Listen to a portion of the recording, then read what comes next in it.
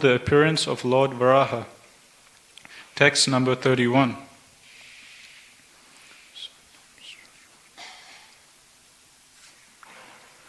Swadam strayodritya mahim nimagnam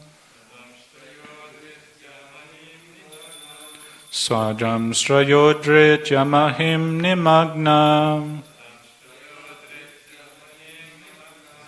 Sa utita samruruche rasayaha Sa utita samruruche rasayaha Tatrapi daityam gadaya patantam Tatrapi daityam gadaya patantam Sunabasandi pitativramanyu Sunabasandi pitativramanyu Sadam srayodre jamahim nimagna Sa utita samruruche rasaya Tatrapi daityam gadaya patantam Sunabasandi pitativramanyu Sadam srayodre chamahim nimagnam Sa utita samruruche rasaya Tatrapi daityam gadaya patantam Sunabasandi pitativramanyu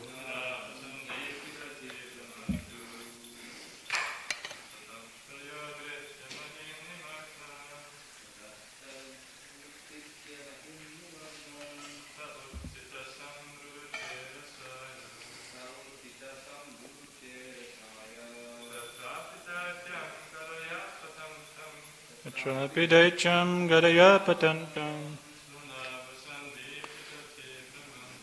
Sunabasandi pitativramanyu Sadam srayadritya mahim nimagnam Sa utita samruruche rasaya Tatrapi daityam gadaya patantam Sunabasandi pitativramanyu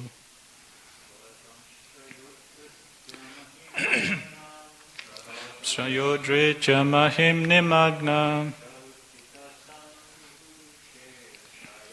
Sa utita samruruche rasaya Pidaicham gadaya patantam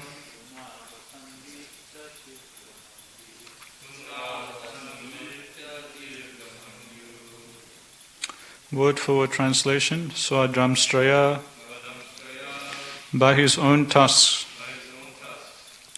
Udritya, raising, Mahim, the earth, Nimagnam, submerged, Sa, he, Uttita, getting up, Samruruche, appeared very splendid, Rasayaha, from the water, Tatra, there, Api, also, Daityam, onto the demon, Gadaya, with the club, Apatantam, rushing towards him, Sunabha, the wheel of Krishna, Sandipita, glowing, Tivra, fierce, Manyu, anger.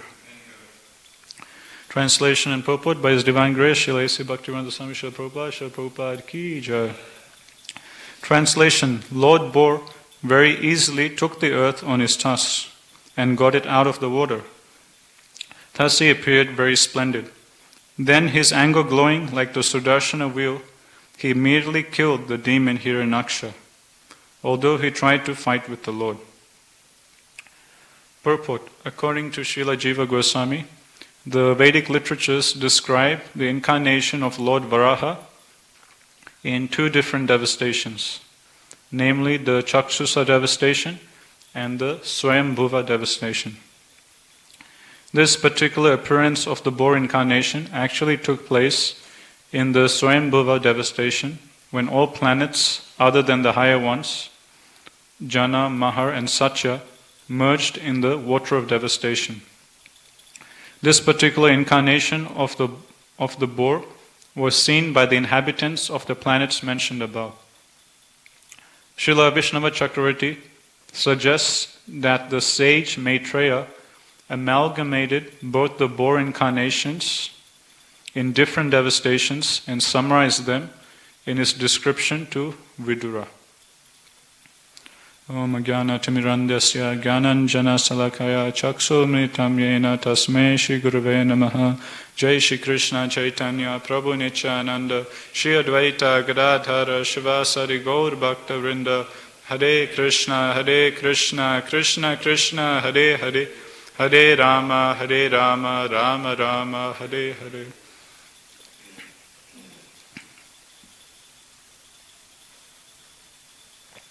Hare Krishna.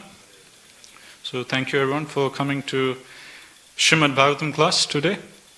So we're continuing our discussion from the 13th chapter of Canto 3 titled The Appearance of Lord Varahadev.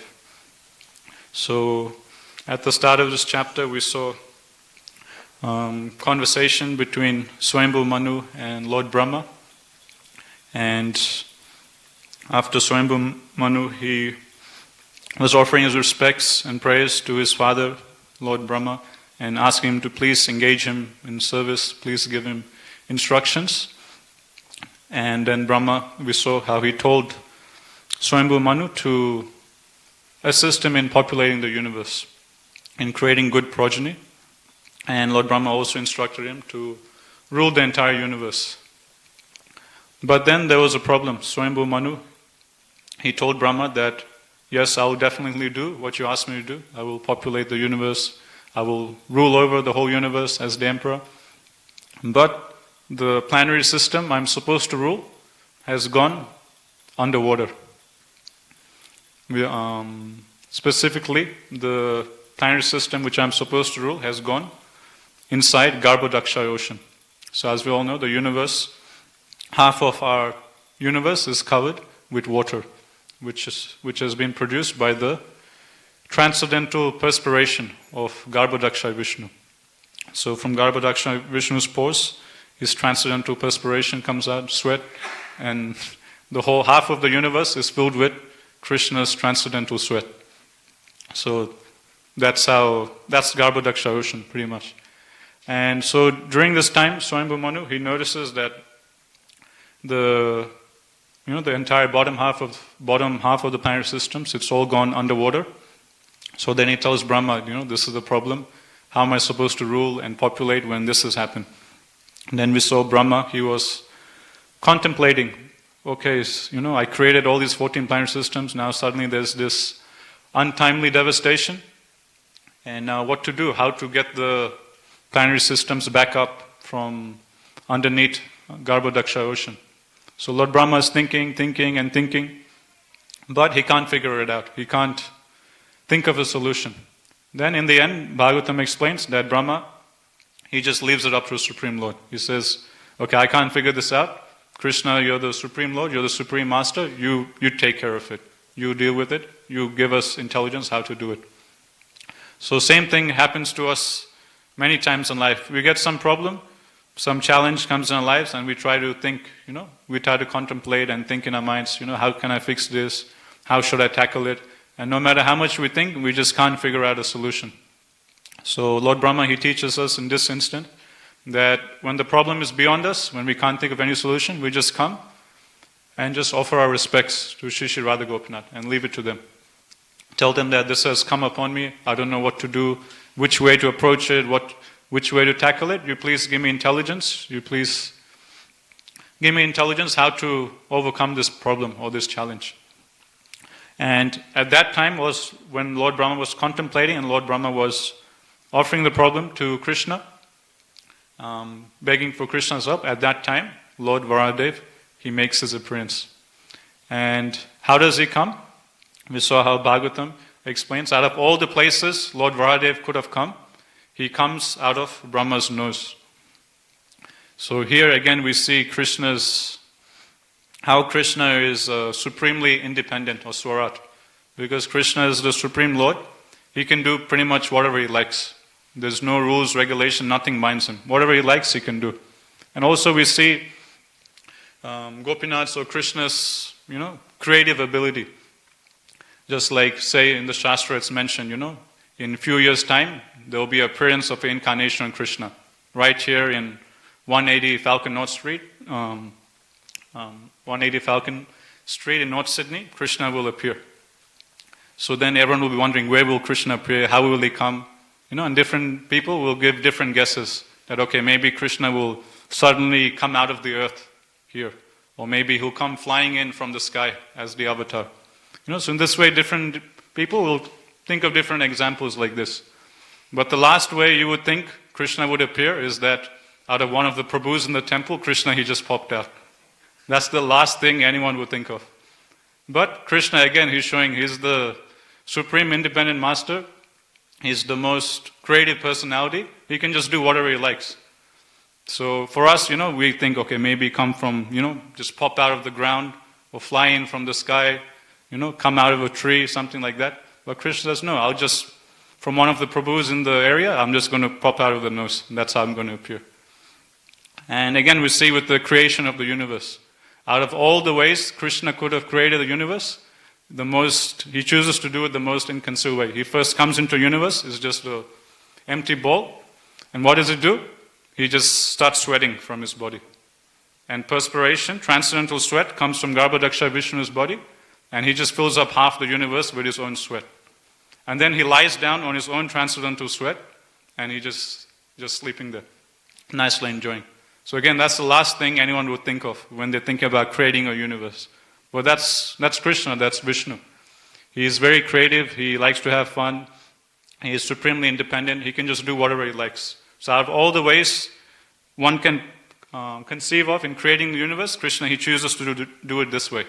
Okay, I'll just go in, I'll just start emanating my transcendental sweat, I'll fill half the universe with my own sweat, then I'll nicely lie down on my sweat, relax. Then from my navel, I'll get a lotus flower to sprout up. So again, even for us devotees, this sounds like very far up. What to speak of people from outside.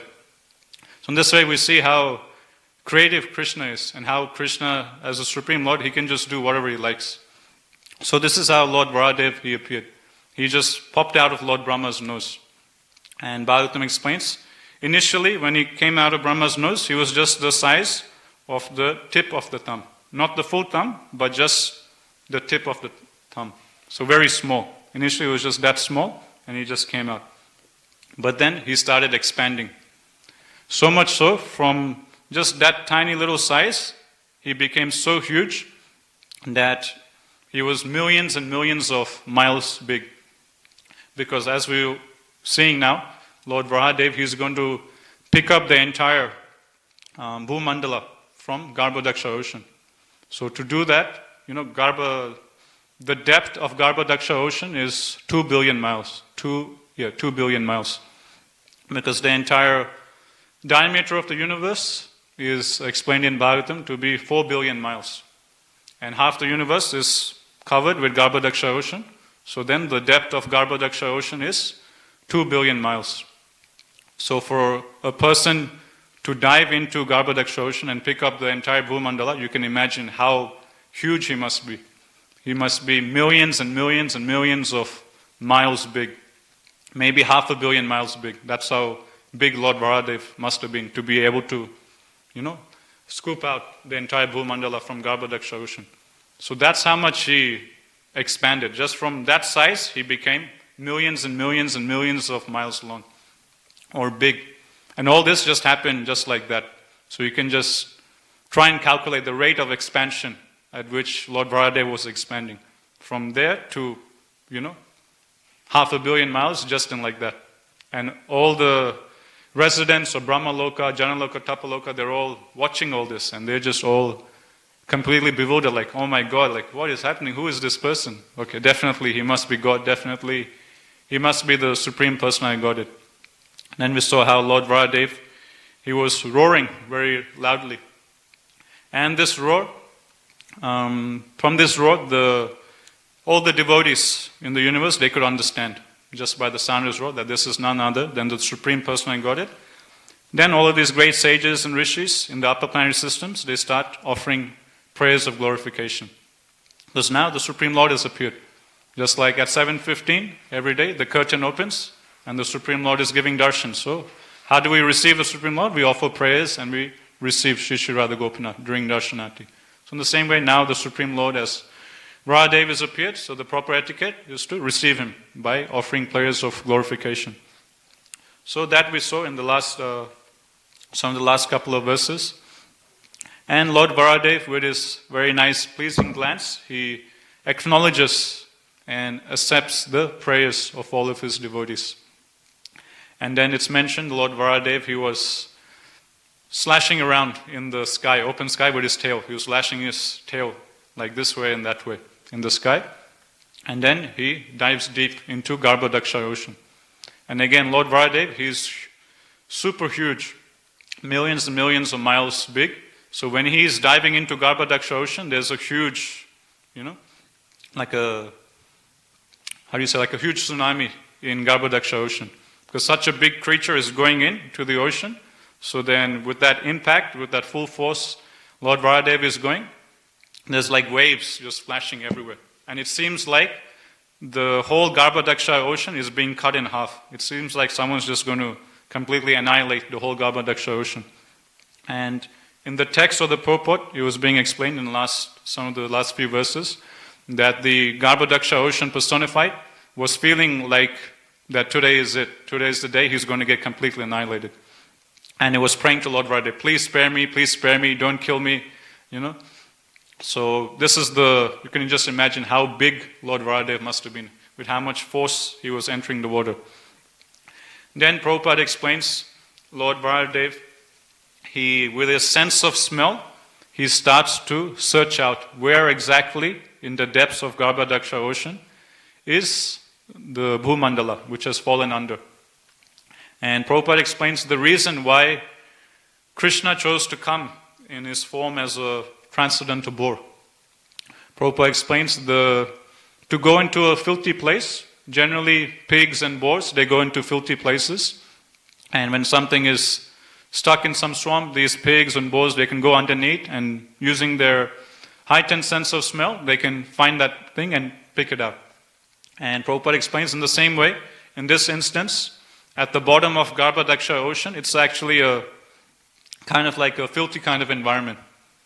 Because at the end of every day of Brahma, what happens is the universal waters, they come up and they devastate the entire universe, or most of the universe, apart from the top 4 planetary systems. So naturally there's a lot of things at the bottom of Garbhodaksha ocean. Just like in the oceans, Pacific Ocean, Atlantic Ocean, when divers go deep down, they find a lot of ships, broken down ships at the bottom of the ocean, plastics and so on and so forth. So in the same way, every now and then the waters of devastation, they come up and they destroy everything. So then all of those destroyed articles from the universe, they just lie down at the bottom of Garbhodaksha ocean. So in this way, Prabhupada explains that just like a pig, naturally he goes into a filthy place and he searches around for different things. So in the same way, the bottom of the Garbhodaksha ocean, it's also a very filthy kind of place. So therefore, Krishna, he comes in the form of a boar to do this particular lila. And just like ordinary boar, he starts using his sense of smell to find out where exactly is the Bhumandala, and he goes on a search, a treasure hunt, and he starts to, then finally he locates Bhumandala, he picks it up with his tusk, and then he emerges out of water. Then after emerging from water, today's verse is saying, at that time, when Lord Varadev emerged from the water, suddenly a demon called Hiranyaksha came charging at Lord Varadev. And then Lord Varadev, he battled with him. So then when we read this text, it's kind of bewildering, because so far we've just heard about Swayambhu Manu and how the Bhumandala just went underwater, under Garbhodaksha ocean. Lord Varadev appeared and he went under. And now how did suddenly Hiranyaksha come into all of this? We haven't heard anything about Hiranyaksha in this chapter. So to explain this, Prabhupada explains in the purport, quoting the acharyas like Srila Jiva Goswami and Vishnava Chakravarti Thakur, that actually there's two Varahadevs. So details of all of this, of all the incarnations, are given in specifically a book called Laghu Bhagavatamrita, given by Srila Rupa Goswami, written by Srila Rupa Goswami. So Laghu Bhagavatamrita is like you'll get a lot of detailed knowledge regarding all the avatars, incarnations of the Lord. So anyway, Prabhupada is quoting the acharyas and explaining there's actually two Lord Varahadevs. One Varahadev appears at the start of Brahma's day during Swayambhu Manu's reign. And that's the Lord Varahadev we are hearing specifically in this particular chapter, in 3rd canto. The second Varahadev comes in a different Manvantara, which is Chakshusa Manvantara. And that Varahadev is called Rakta Varaha. So the Varahadev that comes in Swayambhu Manu's reign, where Swayambhu Manu is telling Brahma, the whole planetary system's gone down, please help. So that Varahadev which comes, that's called Sweta Varaha. And that Varahadev is whitish in complexion. But the second Varahadev, which comes in Chakshusa Manvantara, which is the 4th Manvantara, that is Rakta Varahadev, or Varahadev who is reddish in color. So as we all know, in one day of Brahma, there are 14 Manus. And each Manu, he rules for 71 or 72 Divya Yugas. So in one day of Brahma, there's 1,000 Divya Yugas. And you divide those 1,000 Divya Yugas into 14, you'll get 71 or 72. So these 14 Manus in a day of Brahma, each of them, they rule for 1/14 of a day of Brahma. And 1/14 of a day of Brahma is around 71 or 72 Divya Yugas. So the first Manu in day of Brahma is Swayambhu Manu. So during that time, this Varahadev comes. But during the 4th Manvantara, during the reign of the 4th Manu, Rakta Varahadev comes, the reddish Varahadev. And at that time, Varahadev, he appears to kill Hiranyaksha. So it is during the Chakshusa Manvantara, or during the 4th reign of the 4th Manu, that Hiranyakashipu, Hiranyaksha, they appear. And it is during this time, during the 4th Manvantara, that Hiranyaksha, using his powers, somehow or other, he puts the entire, planetary system, earthly planetary system, into Garbhodaksha ocean. So at this time, during the Swayambhu Manvantara, there was no Hiranyaksha, no Hiranyakashipu. They only come much later on in the day of Brahma. So during the 4th Manu's reign, that is when Hiranyakashipu and Hiranyaksha come. And it is that time when Hiranyaksha, he puts the earthly planetary system into Garbhodaksha ocean. And at that time, the reddish Varahadev comes and he battles Hiranyaksha, kills him, and he also lifts up Bhumandala again. So these two pastimes are different. The first one is during Swayambhu Manu's reign. At that time, there's no Hiranyaksha. At that time, it's explained, there's some reference given at Swayambhu Manu, actually, he got a curse from Agastya Rishi that during his reign, there will be an untimely devastation. And that's what we're seeing now in this chapter. In general, this devastation is not supposed to happen, but due to a curse by Agastya Rishi, Swayambhu Manu was cursed that during his reign as Manu, there will be an untimely devastation in the universe. So that's why in this chapter we're seeing how during the reign of the first Manu, the Garbhodaksha ocean just takes over, the whole Bhumandala, and Bhumandala includes the earthly planetary system. In the crust of the earthly planetary system, or Bhumandala, is all the lower planetary systems.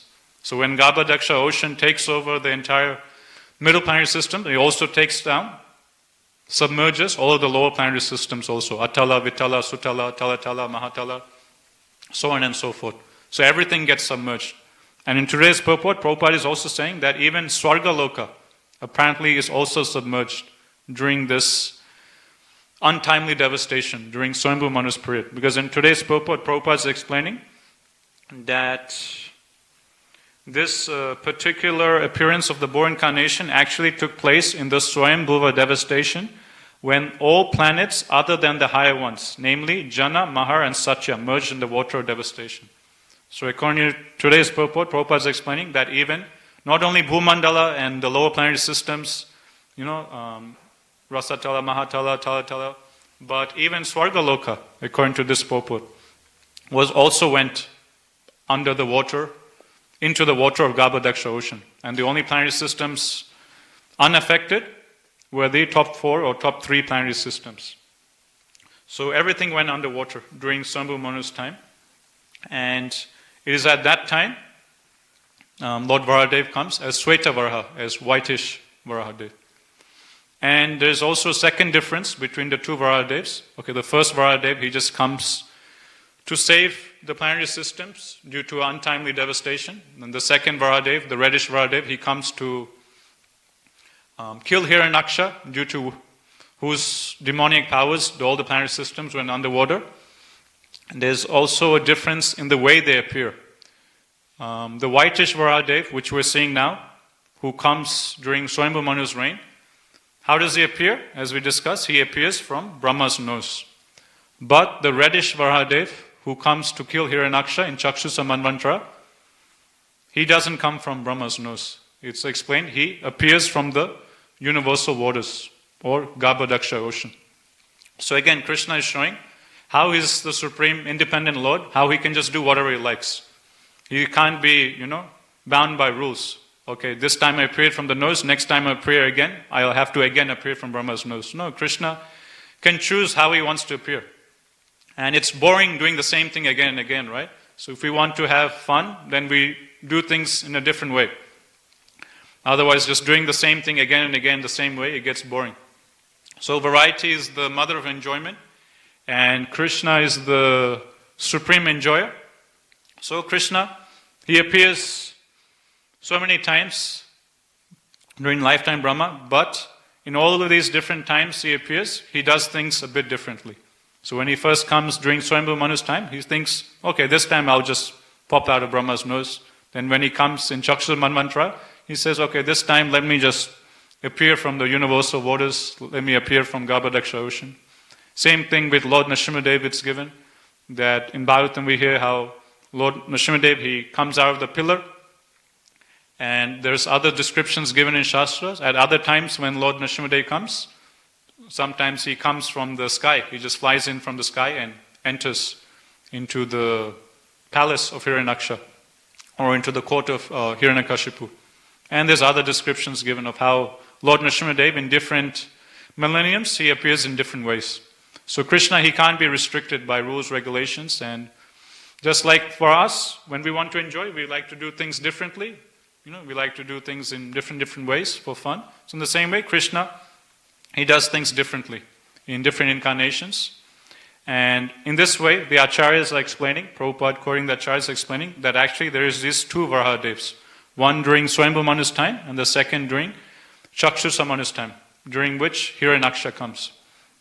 So although this chapter, so far we've been seeing the story of Sweta Varahadev, who comes during the start of Brahma's day, during Swayambhu Manu's time.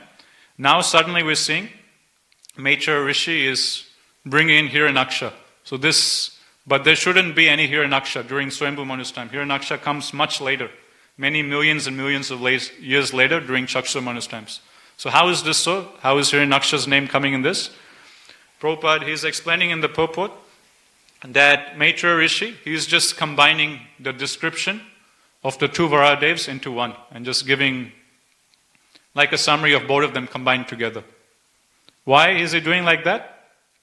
Prabhupada, he explains that the nature of, just to take a step back, when it comes to the Vedic literatures, Prabhupada explains there's the Shrutis and there's the Smritis. What are the Shrutis? What are the Smritis? Prabhupada explains, okay, first you can divide the Vedic literature into two sections. There's the Shrutis and the Smritis. Shrutis means those that have to be heard. Smriti means those that has to be remembered, if you go by literal translation. So Prabhupada says, okay, first you divide the Vedic literature into these two groups, then in each group there is more subcategories. So in the Shrutis, Prabhupada explains, there is two categories. One is the four Vedas, and then there is the Upanishads. So that comes under Shrutis. Then when you come to the Smritis, Prabhupada explains, Smritis you can again divide into two categories. Under the Smritis are the Puranas and the Itihasas. Now what's the difference between Puranas and Itihasas? Prabhupada explains, Itihasas, they go in chronological order. Just like we study modern history, they go in chronological order, okay, from beginning to the end. Okay, in this time this happened, and next this happened, and next that happened. So it'll go in a linear fashion. So that's the Itihasas. What are Itihasas? Examples of Itihasas are like Mahabharata, Ramayana. So they'll go in a chronological order. So that is Itihasas. Then there are Puranas, like we're reading, Srimad Bhagavatam Purana. And in the Puranas, there's 18 Puranas. 6 are said to be in the mode of goodness, 6 for those who are in the mode of passion, and 6 for those who are in mode of ignorance. And Puranas, they're different from the Itihasas because the Itihasas, like Ramayana, Mahabharata, they'll go in chronological order. But the nature of the Puranas is different. Puranas, they don't follow chronological order. They follow theme-based approach. They will go by, Prabhupada says, it's a thematic compilation. So which means in Bhagavatam, it won't go sequentially. It will go based on theme. That's how the Puranas will be constructed. That's how Bhagavatam is constructed or laid out.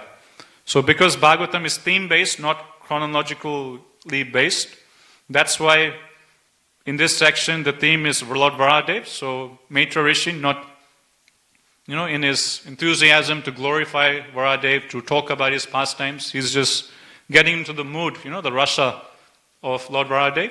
He just combines the two pastimes together and just gives it as one narration. And this is not a fault, this is a feature of Bhagavatam, because as we're explaining, the feature of the Puranas are, they don't follow chronological order, they follow theme-based approach. So it's a different style of presentation. So because the theme of this section is Lord Varahadev, because the theme of this section is glorification of Lord Varahadev, Maitra Rishi, out of his ecstasy to glorify Krishna's incarnation of Varahadev, he just combines the two. Initially he starts talking about Sweta Varahadev that comes in Swayambhu Manu's time, but then in the ecstasy of describing about Sweta Varahadev, he also talks about Rakta Varahadev, which comes in Chakshusa Manvantara. And he just combines them both together and gives us all the nectar in one go. Just like in Bhagavatam class, devotees, they will get some points from there, get some points from there, and together, put it together and give one nice class. So in the same way, that's what Maitra Rishi is doing. Out of his ecstasy, enthusiasm to glorify the Lord, he just combines them together and gives it. So that's how Hiranyaksha's name comes in. So in this way, Prabhupada explains in purport, there's two Lord Varahadevs, and they come in different manvantaras, and Maitra Rishi, he's just combining the description of both of them together and giving us in one go. So that's pretty much it for this purport. There's not much else to say. I was hearing one devotee who was explaining that Prabhupada's purports, there's two types of Prabhupada purports. One is descriptive, and the other one is instructive.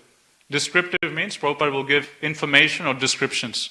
Some details Prabhupada will give. Just like in this purport, Prabhupada is explaining, okay, there is two Lord Varahadevs, the Acharyas say, one Varahadev came in this manvantara, another one came in that manvantara. So it's like descriptive.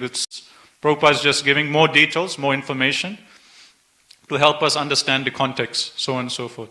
The other type of purport is instructive. That's where Prabhupada will give us instruction. He will give us the nectar. Okay, you should surrender unto Krishna, you should take shelter of the holy name, you should stay away from offenses, don't commit Vaishnava pride, you should be serious in spiritual life, like that. Prabhupada will give instruction after instruction after instruction. So this purport is more in the descriptive category.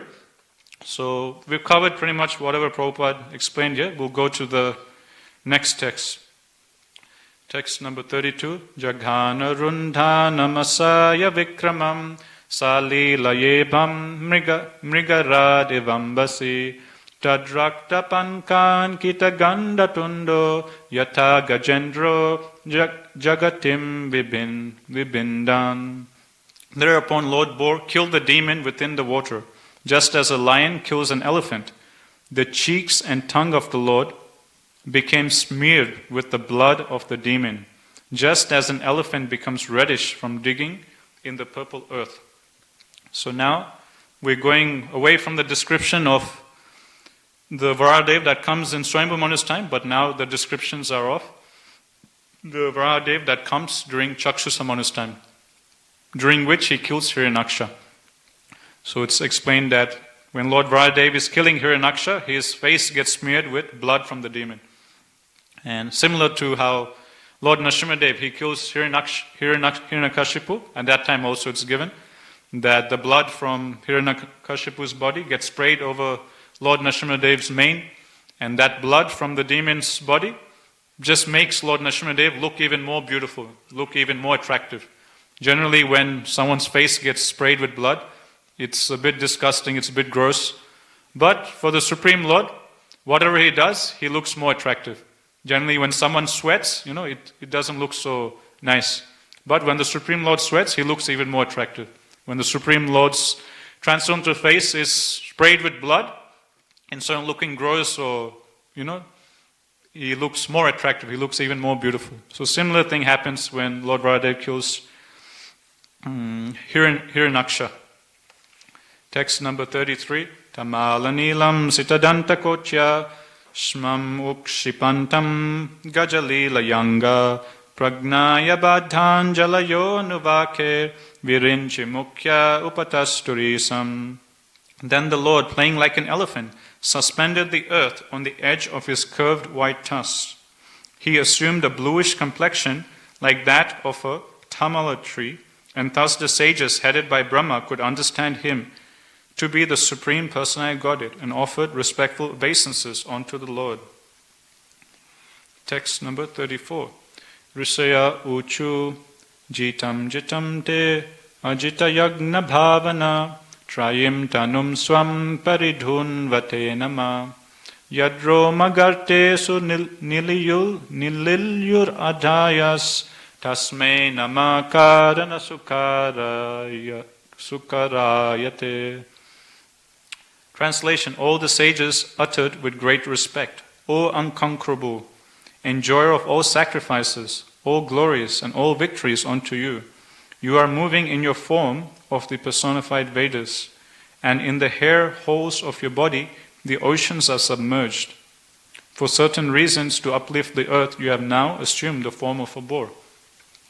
Purport. The Lord can assume any form he likes in all circumstances. The Lord can assume any form he likes, and in all circumstances he is the cause of all causes. Since his form is transcendental, he is always the Supreme Personality of Godhead, as he is in the causal ocean in the form of Mahavishnu. Innumerable universes generate from the holes of his bodily hairs, and thus his transcendental body is the Vedas personified. He is the enjoyer of all sacrifices, and he is the unconquerable Supreme Personality of Godhead. He is never to be misunderstood to be other than the Supreme Lord, because of his assuming the form of a boar to lift the earth. That is the clear understanding of sages and great personalities like Brahma and other residents of the higher planetary systems. Okay, so now we're hearing how after Lord Varahadev, he brings out the middle planetary systems out from the water. Then all the great sages and rishis in the upper planetary systems, they start offering praise to the Supreme Lord, glorifying him. And this verse, they're glorifying Lord Varahadev by saying, O unconquerable, enjoyer of all sacrifices, all glories and all victories unto you. You are moving in your form of the personified Vedas, and in the hair holes of your body the oceans are submerged. For certain reasons to uplift the earth, you have now assumed the form of a boar. So first thing the sages are saying, that you are the enjoyer of all sacrifices. Just like Krishna, he explains in Bhagavad Gita, Bhoktaram Yagna Tapasam. Krishna says, I am the supreme enjoyer. And in this pastime, we're seeing Lord Varahadev demonstrate this. One question, again, the question comes up, Krishna, to solve this problem, he could have come in many different ways. Why he comes in the form of a boar? And one way to approach it is just simply for his enjoyment. That's the meaning of Leela, Prabhupada explains. So in Bhagavatam it's given, there is something like 22 Leela avatars given at the first canto of Bhagavatam. So Leela avatars means it's an incarnation of the Lord that comes to do Leela, to do pastimes. And Lord Varahadev, he is given as one of the Leela avatars, which means he comes to perform pastimes. And why does one do pastimes? Prabhupada explains, pastimes means you do something to have fun. Pastime means you do something to enjoy. And Prabhupada uses this definition to challenge the Mayavadis, because the Mayavadis, they say that we're all God, and then the next question is, okay, if you're God, why you're in illusion? Why you're in ignorance? Why you're suffering? Then what's the Mayavadis' answer? They say, yes, I'm God. Why is it I'm suffering? Why is it I am in ignorance? This is just part of my Leela. This is part of my pastimes. I am God, and as part of my pastimes, I am in ignorance. As part of my pastimes, I am here in this material world. To challenge that, Prabhupada, he gives this definition of pastime. Prabhupada says, pastime means, Leela means, you do something to have fun. Pastime means, Leela means, you do something to enjoy, have fun, to experience bliss and happiness. That's the meaning of pastime and Leela. And then Prabhupada says, what is so much fun, what is so much blissful about coming, taking a material body, going through birth, death, old age and disease? This is not pastime, this is just suffering. So in this way, Prabhupada, he kicks out this Mayavadi argument that, okay, we're all God and we're just suffering here for the sake of Leela. Prabhupada says, no, Leela, by definition, Leela means, pastime means, you out of your own will, you do something to have fun and enjoyment. And how is taking birth, death, old age and disease having fun? That's actually suffering, it's not having fun. So that's the definition of Leela. And Lord Varahadev is given as one of the Leela avatars of Krishna. Which means, why does Krishna come in the form of a pig? Why does Krishna come in the form of a boar? To have fun, to enjoy. So one might think, what's so fun in being a boar? So we can go back a couple of verses. Lord Varahadev, how he is expanding, how he is roaring, and how he is slashing his tail in the sky. And then how he is diving into the water. Just like all of us have done swimming, and if we haven't, we've watched other people. And there's a certain enjoyment which comes in diving deep into water, right? You stand at the edge of the pool, and or sometimes people, they go to the top of this, they have this, where you can go from the top and dive into the pool.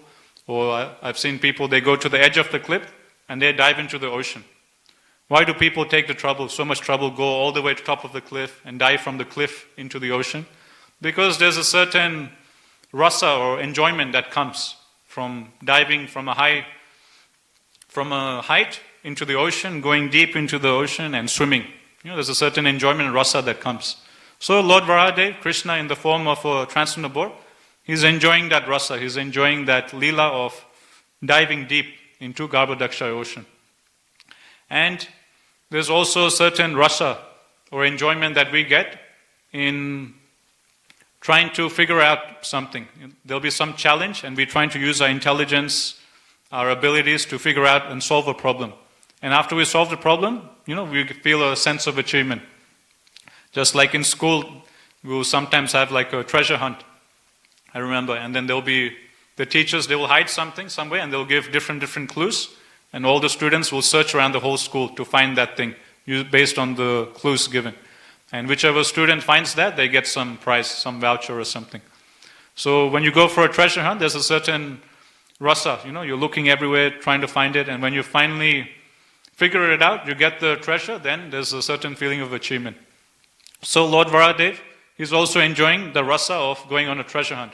He's diving into water and he's searching using his sense of smell. Where is the Bhumandala? Where is the Bhumandala? And he's searching. Then finally he finds it. Then he picks her up, then he comes out of the water and he emerges. Then he's hearing his glorification. Just like when a soccer player, he scores a goal, then immediately all the crowds are up, right? The entire stadium. 50,000, 60,000, persons in the stadium, they all start roaring, oh, he's just scored a goal. And then everyone is singing his glories. And that particular soccer player, he's at the top of the world when he scores the goal. Everyone is shouting, everyone is screaming. The whole audience, 50, 60,000 people are just glorifying him. And he's just like in complete ecstasy. He takes off his shirt and he starts, twirling his shirt and he starts running around the whole stadium. So Lord Varadev is experiencing this that we all experience. So this is all Leela, this is all Krishna as Rasaraj, experiencing all the different rasas, experiencing all the different funs that we also experience here. So just like the soccer player, he's experiencing that glory, that fun. So same, Varadev is experiencing that. He's going for this challenge, he's conquering, he's bringing out Bhumandala, and he's victorious. And now he's hearing glorification from all the great sages and rishis and all the higher planetary systems. And Lord Varadev, he's experiencing the rasa of a sense of achievement. Then later on in this chapter, it's given that just like if you see some animals, like a dog, they will go into the water, and when they come out of the water, their whole body will be drenched with water. And then to dry themselves, what will a dog do? It will be like a hairy dog, all soaked with water. The dog will then shake his body like this, right? Jiggle his body like this and this, and the water from the hair of the dog will get sprayed everywhere. In this way, the dog will dry his body. So I think all of us have seen this. Same thing, we'll see later on this chapter, that's what Lord Varadev does also. His body is wet because he's just come out of Garbhodaksha ocean, and to dry himself, he shakes his body like that.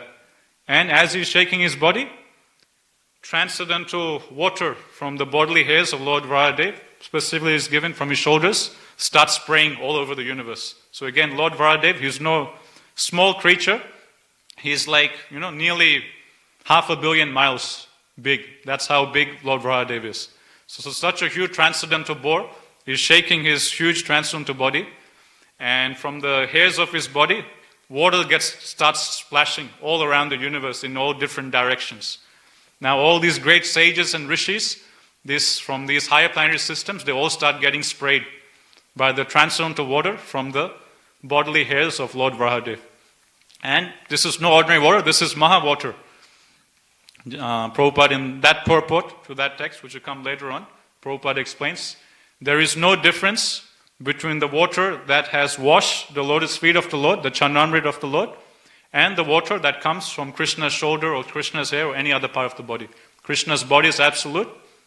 There is no difference from the water that has washed Krishna's feet and the water that comes out of Krishna's hair from the top of his body. So this particular verse in Bhagavatam explains that when Lord Varadev is shaking and jiggling his body, this water starts getting sprayed from his shoulder hairs, and these shoulder hairs start spraying, starts raining down upon all the residents of Janaloka, Mahaloka, Tapaloka, Satyaloka. And when these sages start getting rained down, it's like raining Chanamrit during this time of Varadev. So there's so much mercy going everywhere. Chanamrit is just being sprayed all over the universe. So when the sages, they start getting sprayed by this transcendental water, Maha water coming from Varadev, they go into complete ecstasy, and then they start glorifying Lord Varadev even more and more.